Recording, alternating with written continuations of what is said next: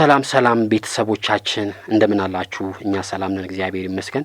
በያላችሁበት ሰላም ፍቅር ለእናንተ እንመኝላችኋለን። ዛሬ ወደ እናንተ የምናደርሳችሁ በጣም ፍጥጥ ያለ እውነት ወይም ደግሞ አንዳንዴ ልናምነው እንኳን የማንችለውን እውነት እንደሆነ እንግዲህ በዚሁ አጋጣሚ ነግራችኋለሁ። በሐሳቡ ላይ ደግሞ እናንተ የምትጨምሩበት ነገር ካለ ከስር ጻፉልን። ርዕሳችን ወንድ ልጅ ሴት ልጅ ወንድ ልጅ እንደምትወደው ያህል አይወድም ወይም ደግሞ ወንዶች አፍቃሪዎች አይደሉም የሴቶችን ያህል የሚለውን ሐሳብ ነው እንግዲህ ወይም ደግሞ እውነት ነው ወደ እናንተ የማደርሳችሁ።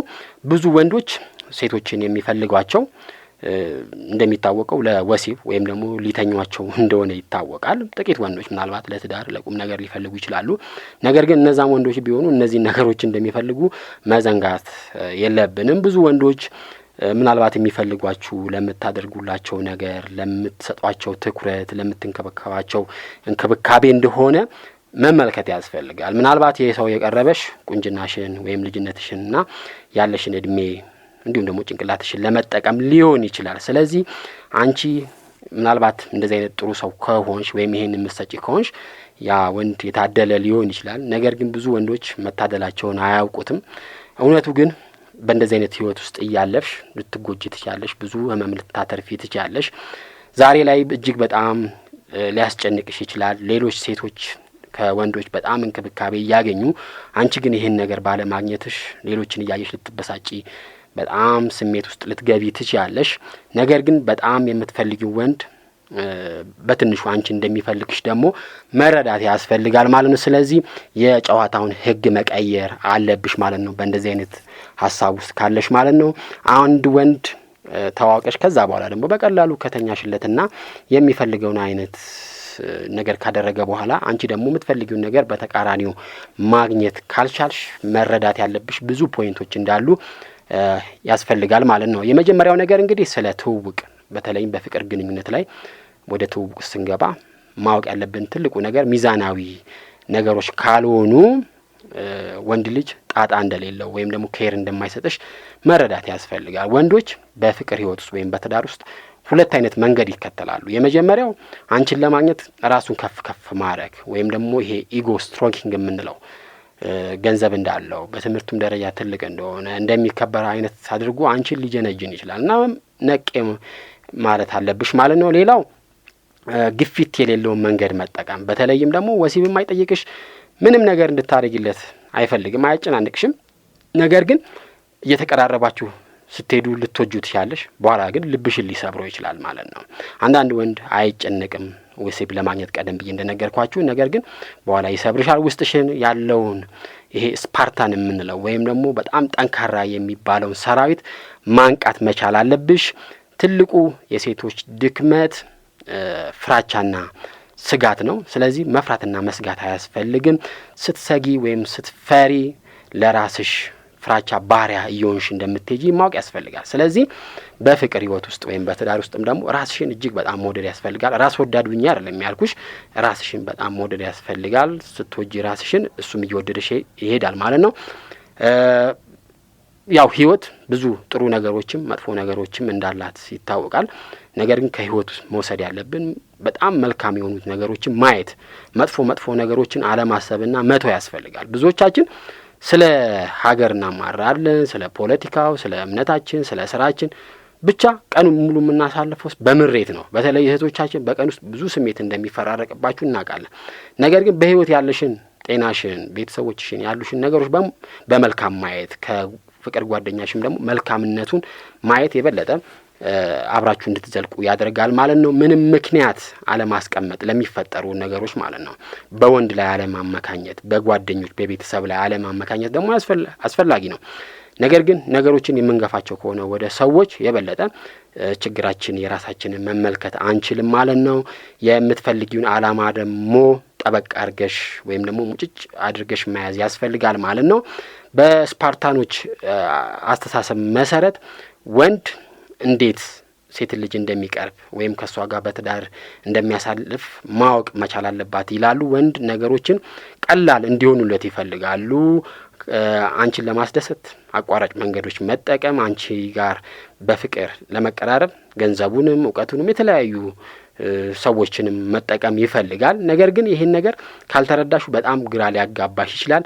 የመቀራረብ ጥቅምን ደግሞ ማወቅ አስፈላጊ ነው። አንዳንድ እህቶቻችን ራሳችሁን ታገሉና ከመቀራረብ ይልቅ በሩቅ መታየቱን ትፈልጉታላችሁ። ነገር ግን ሰውን ማወቅ የምትችይው ስትቀርቢው ነው። ያንን ሰው ስታቂ ደካማም ጠንካራ ጎኑንም ማወቅ ትችያለሽ ማለት ነው። ነገር ግን በፍቅር ጅማሬ ላይ ያላችሁ ሰዎች ትልቅ ማወቅ ያለባችሁ ነገሮች ከመገናኘታችሁ በፊት በአካል ወይም ደግሞ ተገናኝታችሁ አሪፍ ጊዜ ከማሳለፋችሁ በፊት ቀጠሮ መያዝ በጣም አስፈላጊ ነገር ነው። መገናኘቱን መደዋወሉን ቴክስት ማድረጉንም እሱ ኢኒሺዬቲቭን ወይም ደግሞ ኃላፊነቱን እንዲወስድ ማድረግ መቻል አለብሽ። እሱ ብዙ እንዲያወራ እድል መስጠት፣ አንቺ ብዙ ባወራሽ ቁጥር የበለጠ አወኩሽ ናኩሽ ስለሆነ ጥንቃቄ ማድረግ ያስፈልጋል።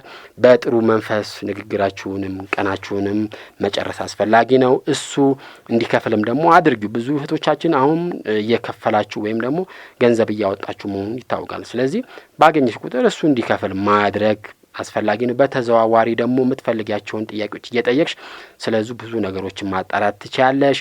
በስልክ ለማውራት ደግሞ የሚችል ወንድ በተለይም ደግሞ በአካል ላግኝሽ ብሎ ጊዜ እንዳለው የሚያሳውቅሽ ወንድ እንደዛም በስልክ ማውራት እንደሚችል መረዳት መቻል አለብሽ። በስልክ የበለጠ ጊዜ ወስዳችሁ ማውራት በጣም አስፈላጊ ነገር ነው። አንዳንዴም ደግሞ ጠፋ ብለሽ ምን አይነት ስሜት እንዳለው መረዳት መቻል አለብሽ።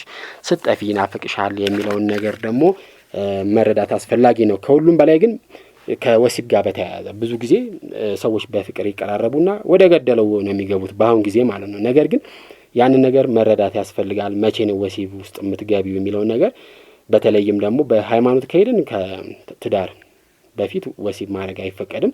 ነገር ግን ያው ፈጣሪ ደግሞ ካረዳሽና እንደዚህ አይነት ድክመት ካለብሽ ደግሞ ቢያንስ ወሲብ ውስጥ መግባት ያለብሽ በሱ እርግጠኛ ስትሆኝ ምንሞ ማረጋገጫ ካገኘሽ ወይም ደግሞ ውስጥሽ እንደዚህ አይነት ነገር ፈጽሚ ብሎ የሚነግርሽና እርግጠኛን እንደሆንሽ ስታውቂ መሆን መቻል አለብን። ስለዚህ ለወሲብ መድረሳችሁን ደግሞ የምታውቁበት 3 ነገሮች እንዳሉ ማወቅ ያስፈልጋል። የመጀመሪያው ጊዜና ጥረት እንዳለ ማወቅ ያስፈልጋል። በተለይ ቶሎ በአንድ ቀንም በሁለተኛው ቀንም ትውውቅ መግባት አስፈላጊ አይደለም። ጥረቶችን ማየት አለብሽ እሱ ጋር ያሉትን ማለት ነው።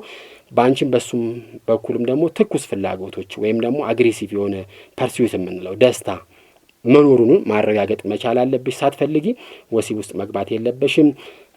አንቺ በሱ ህይወት ውስጥ የመጀመሪያ ተመራጭ መሆንሽን ወይም ደግሞ ሚስጥረኛና ጓደኛ መሆንሽን ማረጋገጥ ያስፈልጋል። እንደውም አንድ አባባል አለ፣ ወሲብ ማር ነው ነገር ግን ሙጭ አይደለም ይባላል። ስለዚህ ብዙ ሰዎች ለመቀራረብ አብረን ለመቀጠል ለመዋደድ ነው ወሲብ እንፈጽማለን የሚሉትን ነገር ትክክል እንዳልሆነ ያስፈልጋል ማለት ነው። ስለዚህ የሚፈልግሽ ከሆነ ወሲብ ባያገኝም ተመልሶ እንደሚመጣ መረዳት ያስፈልጋል። ከፍቅር ጓደኝነት ወደ ትዳር ደግሞ ነገሮችን መቀየር ከፈለግሽ ይፈጠሩ የሚችሉትን ችግሮችን ደግሞ ቀድሞ መረዳት ያስፈልጋል። በተለይም ደግሞ የጓደኛ የቤተሰብ ጣልቃ ገብነትን ያለፈ እና ዛሬ ላይ የሚያጋጥሟችሁን ችግሮች እነዛ ነገሮች ጥላ ሆኖ ዛሬ ላይ እንዳያጠሉባችሁ ማለት ነው። ችግርን ወይም ደግሞ ስህተት ፈላጊ ሰው መሆንም ደግሞ አስፈላጊ አይደለም። መረዳዳትና ነገሮችን በፖዚቲቭ መመልከትም በጣም አስፈላጊ ነው። ሰዎች የሚቀራረቡት ለመረዳዳት እንደሆነና ጥቅም ፈላጊነት እንዳልሆነም በደንብ መረዳት ያስፈልጋል። በፍቅር ውስጥ እያሳለፍን ስንሄድ ደግሞ የበላይ ነኝ ብሎ ማሰብ ደግሞ አስፈላጊ አይደለም። በተለይም ደግሞ ገንዘብ ከሰጠን በኋላ ወይም የተለየ ነገር ካደረግን በኋላ ያንን ሰው እንደ ራሳችን አድርገን ማሰብና ያንን ሰው ለመቆጣጠር መሞከርም የበለጠ ጥላቻ እንደሚያመጣ መረዳት ያስፈልጋል ማለት ነው። በመጀመሪያ አካባቢም ደግሞ በጣም ወጪ ማውጣትና በጣም የተጣደፈ ነገር ማድረግም ደግሞ ምዕራፍ እንደሌለው መረዳት ያስፈልጋል የሚለው የዛሬው ሐሳባችን ነው። ስላዳመጣችሁ እናመሰግናለን። ለእናንተ ሌሎች የሚጠቅሙ ሐሳቦች አሉ፣ እነሱ እንድትመለከቱ በአክብሮት እንጠይቃለን። ቴንክ ዩ